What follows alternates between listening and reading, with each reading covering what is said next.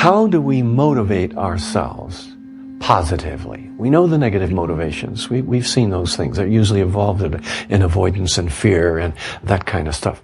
But how do we motivate ourselves positively? Well, I think positive self-motivation begins with a transformation of our attitude, or a change of our attitude. And our attitude is a combination of various elements. It's what we think, what we feel, what we do, how we behave, how these all come together to give us an attitude that allows us to be clearly focused on something important in our life, and then to apply that. But in being motivated to do something, we need to be convinced, I think, that the benefits that are going to come as a result of what it is we want to experience far outweigh the price that we're going to pay for it. And that makes sense.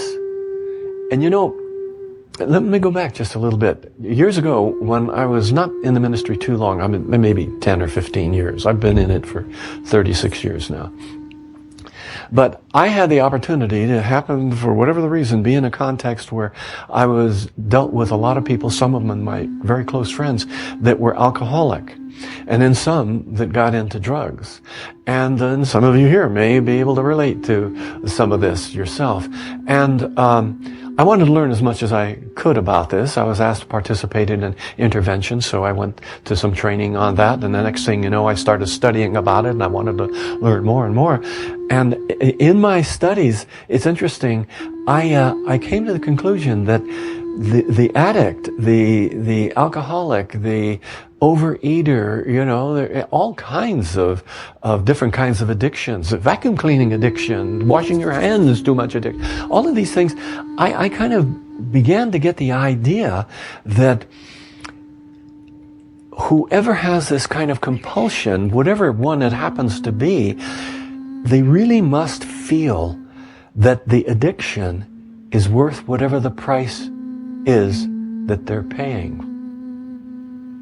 And no, I studied John Bradshaw, and he's long gone now, I guess, but this is many years ago, and he was an alcoholic. He was a Catholic priest that finally left the priesthood, and then he became very active in the alcoholic community, the AA community. And he had a definition that I like very much. So let me see if I can remember it. He says, addiction is the obsessive compulsive attachment to something without which we don't feel we can survive. Think about that. Now that may be pretty extreme. I can say, well, I can survive. Well, the obsessive compulsive attachment to something that we don't think we can do without. And that's really it. And you may not totally agree with that, and if you don't agree with that, that's fine. But take it and look at that and ask yourself, are there obsessive compulsive drives that I have that are inhibiting my ability to be able to be fully expressed in this life? And I think there are. Wow, is that a judgment on every one of you, isn't it? Well, not so much a judgment, I think, as an observation of people in my experience, and that includes me. I think that's a primary problem in civilization. The time when we finally overcome anything to which we are attached is the time when we are free, we are open. Then we can move into a full sense of the reality of who we are, which are, each one of us is a God-child made in the image and likeness that made everything else.